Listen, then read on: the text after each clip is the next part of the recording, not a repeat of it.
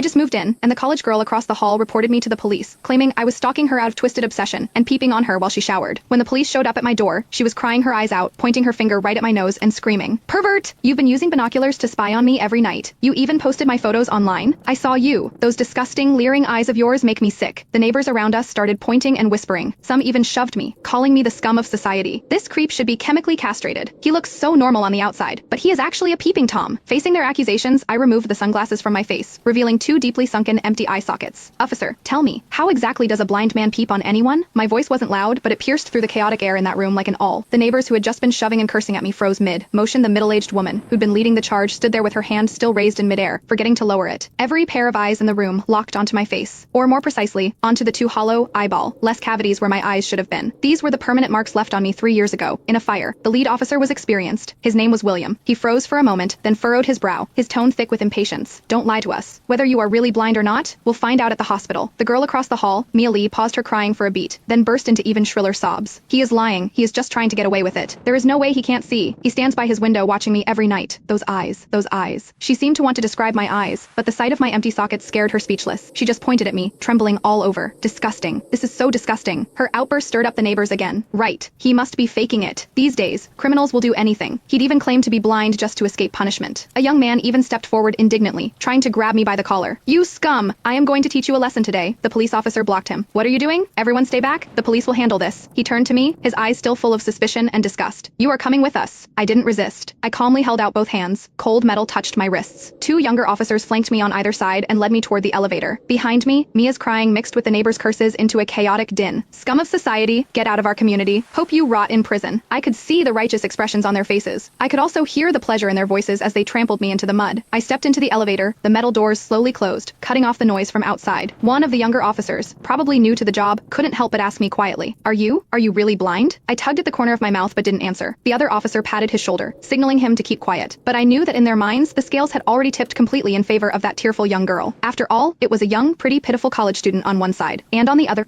a suspicious man living alone, wearing sunglasses. In their eyes, it was crystal clear who was the victim and who was the perpetrator. What they didn't know was this: sometimes what the eyes see is the biggest lie of all. And I, a blind man, had seen something that none of them had. For instance, when Mia accused me, her heartbeat was steady, without a single ripple of genuine emotion. The interrogation room at the police station was harshly lit by fluorescent lights, and the air smelled faintly of mildew. He sat on a cold metal chair. Across from me were William and a female officer taking notes. William slammed his pen down on the table with a sharp crack. "Lucas, I suggest you come clean. We have witnesses and evidence. How long do you think you can keep lying?" I faced